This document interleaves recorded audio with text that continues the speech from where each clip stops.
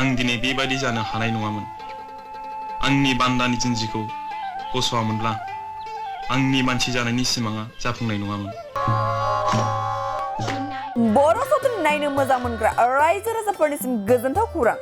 थारैनो नुनो मोनमारसिगोन बर'नि गिबिसिन आलायारन बर' सावथुनखौ 1986 मायथाइयाव जोंथाव बड'साजों दिहुनजानाय आलायारन बर'नि गिबिसिन बर' सावथुनखौ दिन्थिफुंनो साखाफारा जादों बेंटल आनइमप्लयड इयुथ कमिटिया बर' सावथुन नायनो मोजां मोनग्रा रायजो राजाफोरखौ लैहोर लैहोर फैनानै नायफैनो थाखाय खावलायहरदों बानजाय आफादनि बुंथिगिरि बानाराम बसुमतारिया बेंटल फरायसालिमानि साखाथियाव थानाय जांख्रिखां फोथाराव आलायारन बर'नि गिबिसिन सावथुनखौ दिन्थिनो थाखाय साखाफारा जादों बेंटल आनइमप्लयड इयुथ कमिटिया खुंफुं आफादा फोरमायनाय बादिब्ला बयनिबो सुजुग आरो सुबिदानि थाखाय टिकेटनि बेसेनखौ बारा खालामनाय जायाखै हायाव 100 रां आरो सियाराव 150 खालामनाय जादों खुंफुं आफादा फोरमायनाय बादिब्ला नायगासियावनो गासै 3,000सो सिटनि राहा खालामनाय जादों होनना फोरमायदों बानजाय आफादा गिबियावनो नोंथांमोननि चेनेलनि दारै बयनिबो सिगाङाव मिथिहोनो थाखाय जों दिनै सिगांबोबाय जों दिनैहाय मानि थाखाय बिदि नोंथांमोनखौ लेंहरदों होनोबा जों गोदोनि बर'नि गिबिसिन सावथुन बे सावथुननि मुङानो जादों आलायारन बे आलायारनखौ जोंनि बेंटल जांख्रिखां गेलेग्रा फोथाराव डिसेम्बर दाननि 17 थारिख खालाराव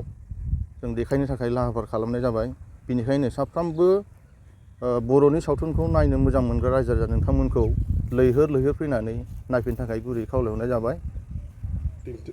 दिन्थिफुंनायनि जायगाखौ नोंथांमोना बबे जायगायाव जोङो बेंटल जांख्रिखां फोथारावनो लादों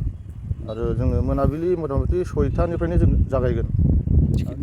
टिकेटखौ जोङो हायावहाय एक्सट्रा खालामदों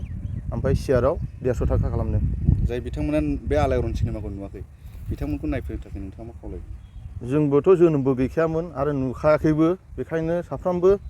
रायजो राजा नोंथांमोना लैहोर लैहोर फैनानै नायफैनो थाखाय गुरै खावलायबाय जोंनि हारिमुवा थांना थानांगौनि थाखाय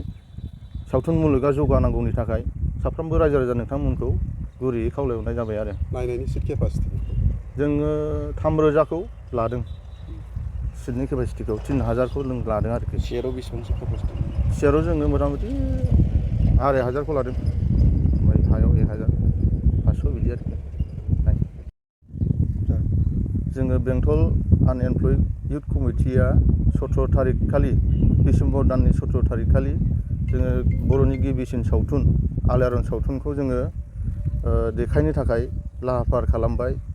बै लाहार फाहार खालामनाय जायगायानो जाबाय बेंटल जांख्रिखां गेलेग्रा फोथार बेंटल कलेजनि लांगोनायाव बेखायनो नोंथांमोनखौ लैहोर लैहोर फैनानै नायफैनो थाखाय एबा मदद होफैनो थाखाय गुरैयै आखाइखौ खावलायहरनाय जाबाय आरो जोङो टिकेटनि बेसेनखौ बारा खालामनाय जायाखै हायावहाय 100 थाखा आरो सियाराव 150 थाखा खालामनाय जादों आरो जोङो सियारनि केपासिटिखौ जोङो 2,000 खालामनाय जादों हायावहाय 1,000 गासै